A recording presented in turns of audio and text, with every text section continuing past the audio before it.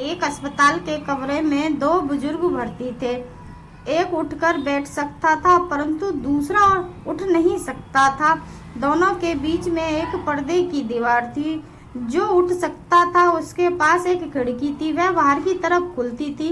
वह बुजुर्ग दूसरे बुजुर्ग को बाहर के दृश्य का वर्णन कराता और कहता, सड़क पर दौड़ते हुए लोग, गाड़ियां, काम के लिए भागते लोग, यहाँ पास के पार्क में का दृश्य बताता और कहता, बच्चे पार्क में खेल रहे हैं, युवा जोड़े हाथ में हाथ लेकर अपने नौजवान कसरत कर रहे हैं, आदि आदि। दूसरा बुजुर्ग अपनी आंखें बंद करके बिस्तर पर पड़ा होकर उन सब दृश्यों का आनंद लेता। बहुत ही अच्छी तरह वह उन सब चीजों का वर्णन करता और उस बुजुर्ग को बताता।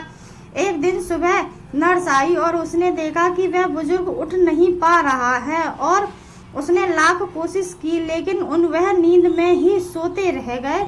यह कार्य के बाद दूसरा बुजुर्ग को पड़ोस खाली हो गया और वह बहुत ही दुखी हुआ और उसने कहा कि ये मेरा पड़ोस खाली हो गया है तो मुझे इनके पास के बिस्तर पर शिफ्ट कर दिया जाए।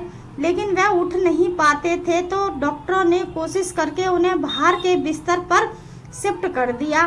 तब उन्होंने बहुत ही कोशिश करके बाहर की खिड़की खोलकर बाहर के दृश्य को खुद देखना चाहा लेकिन ऐसा ना हुआ।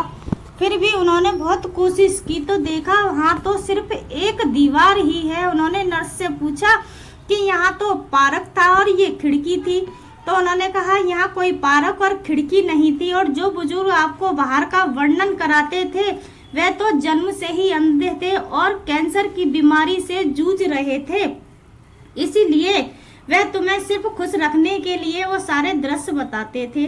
राधे राधे।